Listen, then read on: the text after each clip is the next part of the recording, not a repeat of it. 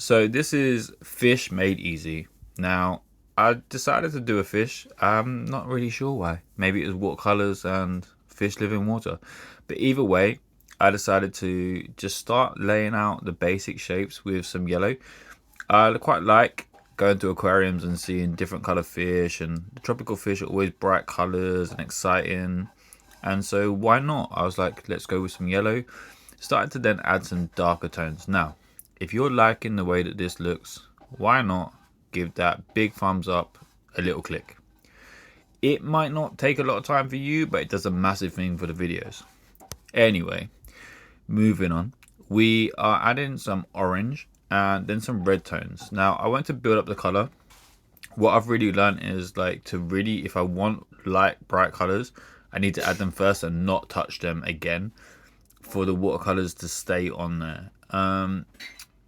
If like you are trying this, try and work out what colors you're using first, because it just makes it a bit easier in the planning. Like, give it a little bit of thought before you start, otherwise kind of just goes a bit peach on. You end up with like slurry messes, let's say.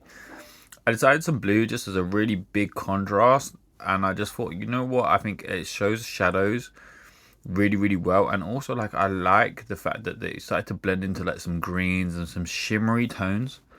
Really cool to do. I'm just using, like, you can see the watercolor palette I've got there, picking some colors, adding some vibes, just going around. I had a kind of idea for how I kind of wanted it to look, and I wanted there to be like, we're adding purple, like that's a given. Like, me, purple is my favorite color. There's no way I'm not adding it, so it was coming in at some point, right? If you've liked this video so far and you've got to this point, like, why not share it to someone else who you might think enjoy it as well?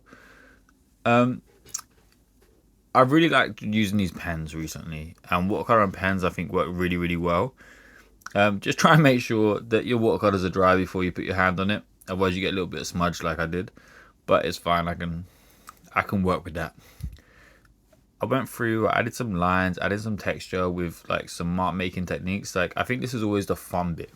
You get to play around with it and just feel out where you want to add some detail and where you don't. The basic shape was already done, so I could just go around and add some details to make it look more realistic as a fish, still giving it that fantasy kind of vibe, flowy vibe, that it's not like a fish that I've like sat down and seen in a wildlife, like the documentary. This is like, no, David Attenborough, you won't have seen this fish. But it's one where I'm like, you know what, it would be so cool to come across this, especially snorkeling. I don't know if you've done that, but if you have, put it in the comments, let us know where. I'd love to know some great spots. I want to try and do some more snorkeling at some point, and so this is getting near the end. If you give this a go, why not send me a message on Insta, write in the comments that you gave it a go, let me know how you did. And thank you for watching this video. I appreciate it. I hope you got something from it, and have a great evening.